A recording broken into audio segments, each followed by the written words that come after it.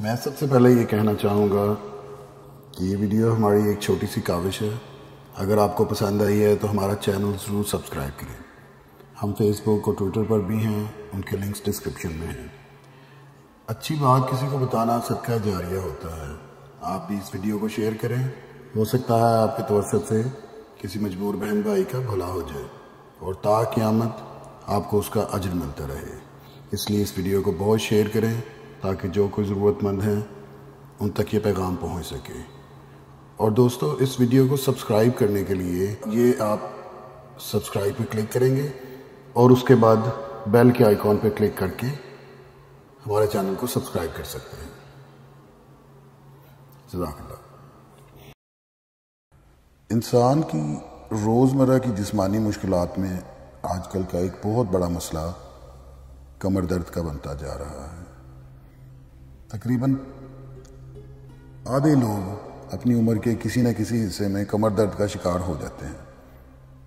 اور آج کل کی مشینی زندگی جس میں انسان کے لیے ایکسرسائز کو جسمانی مشقت میں مبتلا نہ ہونا، یہ ایک بہت بڑی وجہ بن جاتی ہے کمر درد کی. کئی دفعہ حرکت نہ کرنا یا کئی دفعہ زیادہ مشقت والا کام کرنا، یہ اس کی بڑی وجہ بن جاتی ہے. کمر درد کئی دفعہ عارضی بھی ہوتا ہے اور یہ بھی ہو سکتا ہے کہ یہ مستقل ہو. کئی دفعہ تو تھوڑی دیر کے لیے 1-2 منٹ کے لیے ہو کے ہی ہٹ جاتا ہے، اور کئی دفعہ 1-2 دن کے لیے، کئی دفعہ 1-2 ہفتوں کے لیے یا اس سے بھی زیادہ. اور اس کے لیے عمر کی کوئی قید نہیں، کسی بھی عمر کے افراد اس کا شکار ہو سکتے ہیں. عام دوائیوں کے استعمال سے ہم عارضی طور پر تو درد سے چھٹکارا حاصل کر لیتے ہیں، مگر یہ اس مسئلے کا حل نہیں ہوتا. اصل مسئلہ اپنی جگہ ہی رہتا ہے. دوائیاں اور کیمیکل کے اثرات کی وجہ سے ہم درد کو محسوس نہیں کرتے.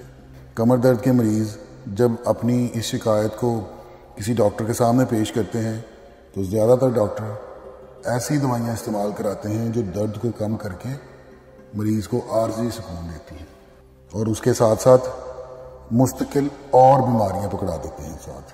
کمر درد کی دوائیاں جو عارضی طور پر آپ کی درد محسوس کرنے کی صلاحیت کو روک دیتی ہیں، وہ لمبے عرصے کے لیے آپ کی صحت پر بہت برے اثرات چھوڑتی ہیں.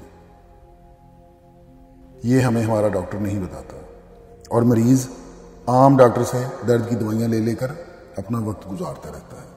کمر درد کے وجود میں آنے کی بہت ساری وجوہات ہیں. ریڑھ کی ہڈی پر جسم کی دوسری ہڈیوں اور ڈھانچے کا دار و مدار ہوتا ہے. ریڑھ کی ہڈی اصل میں ایک ہڈی نہیں ہوتی، بلکہ بہت ساری ہڈیاں مل کے ایک ڈھانچہ بنتا ہے، اور یہ سلسلہ بے قاعدہ ہڈیوں پر مشتمل ہوتا ہے جو ریڑھ کے موہرے کہلاتے ہیں.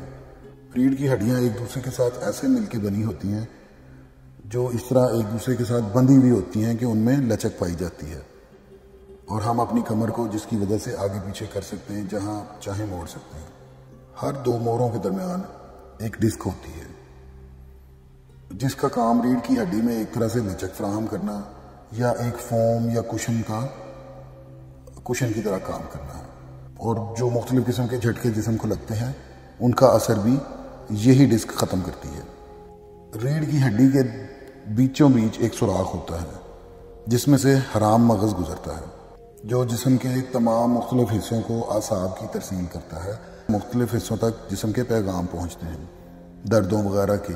کمر کے ارد گرد کے جو پٹھے ہوتے ہیں وہ ایک دوسرے سے منسلک ہوتے ہیں اور ریڑھ کی ہڈی کو مضبوط بناتے ہیں. ان میں سے کسی بھی حصے میں اگر خرابی پیدا ہو جائے تو وہ کمر درد کا باعث بن سکتی ہے. ریڑھ کی ہڈی کے گرد موجود نرم حصوں میں کھچاؤ آ سکتا ہے، چوٹ لگ سکتی ہے، لیکن اگر ہڈی یا خون کی نالی اس حصے میں متاثرہ ہو جائے تو خطرے کی بات بن جاتی ہے. اور اگر ڈسک کے بیرونی حصے میں خرابی پیدا ہو جائے، ڈسک کا داخلی مواد ایک طرف کو پریشر دے سکتا ہے جس کی وجہ سے کسی بھی قریبی عصب پر دباؤ پڑنے سے درد اور مختلف طرح کی اعصابی علامتیں ظاہر ہونا شروع ہو جاتی ہیں. یہاں میں کچھ ممکنہ وجوہات کا ذکر کرنا چاہوں گا کمر درد کے لیے، جن میں سے چند ایک یہ ہیں کہ آپ زیادہ مدت کے لیے کھڑے رہیں، غیر مناسب حالت میں بیٹھے رہیں، شدید قسم کی محنت. کچھ ایسی ورزشیں بھی کمر درد کا باعث بن جاتی ہیں جو اچانک آپ نے شروع کر دی ہوں.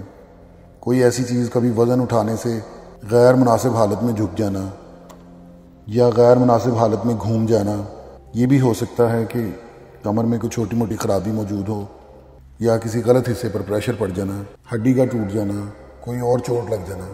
بعض دفعہ شدید بخار یا وزن میں شدید کمی بھی کمر درد کا باعث بن سکتی ہے۔